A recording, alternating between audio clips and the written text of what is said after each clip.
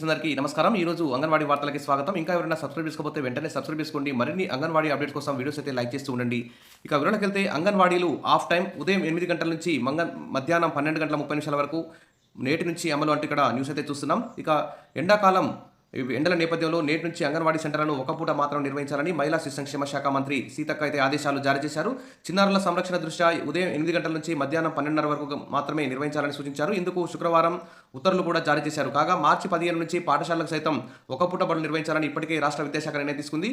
ఈ నిర్ణయాన్ని అంగన్వాడీ సెంటర్లకు సైతం వర్తింపజేయాలని మంత్రి సీతక్క ఆదేశాలైతే జారీ చేశారు. ఇదొక గుడ్ న్యూస్ అని చెప్పుకోవచ్చు. ఇక మరి చిన్నారులకు మధ్యాహ్న భోజనంతో పాటు సాయంత్రం స్నాక్స్ తినిపించి ఇంటికి పంపుతున్నారు. ఇక అంగన్వాడీ కేంద్రాల్లో చిన్నారులతో అక్షరాలు కూడా దిద్దిస్తున్నారు. అయితే ఎండల తీవ్రత నేపథ్యంలో శనివారం నుంచి అంగన్వాడీ కేంద్రాలు మధ్యాహ్నం 12:30 వరకు మాత్రమే కొనసాగనున్నాయి.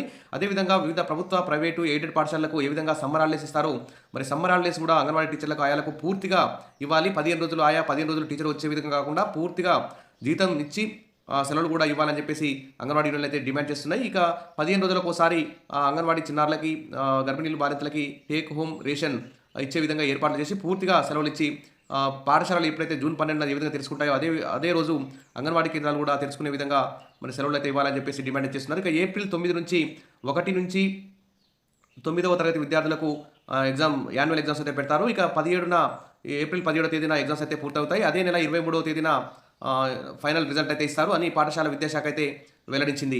ఇక అనంతరం పేరెంట్ టీచర్ మీటింగ్ ఏర్పాటు చేసి విద్యార్థులకు ప్రోగ్రెస్ కార్డులు అందివ్వనున్నట్టు ఇక్కడ తెలియజేస్తున్నారు.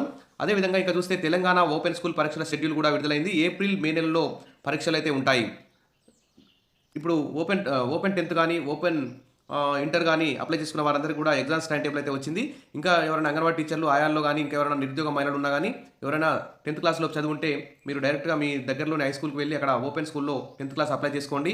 అంటే ఇప్పుడు ఎగ్జామ్స్ నడుస్తున్నాయి. ఎగ్జామ్స్ అయిపోయిన తర్వాత మళ్ళీ కొత్తగా చేర్చుకుంటారు.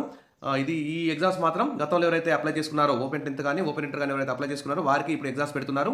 ఈ ఎగ్జామ్స్ అయిపోయిన తర్వాత మళ్ళీ ఓపెన్ 10th, ఓపెన్ ఇంటర్కి మళ్ళీ అడ్మిషన్లు స్టార్ట్ అవుతాయి, ప్రవేశాలు స్టార్ట్ అవుతాయి. అప్పుడు అంగన్వాడీ టీచర్లు కానీ, ఆయాలు కానీ, ఎందుకంటే అంగన్వాడీ టీచర్లు, ఆయాలకు విద్యార్హత ఇంటర్మీడియట్ చేశారు కాబట్టి అందరూ కూడా ప్రతి అంగన్వాడీ టీచర్, ఆయా ఖచ్చితంగా ఇంటర్మీడియట్ పాస్ అయి ఉండే విధంగా చూసుకోండి. అందుకోసం ఎవరైనా 10th పాస్ కాకపోతే 10th class open 10th apply చేసుకొని పాస్ కాండి. ఇంటర్ పాస్ కాకపోతే వెంటనే ఓపెన్ ఇంటర్ అప్లై చేసుకొని ఓపెన్ ఇంటర్ పాస్ కాండి.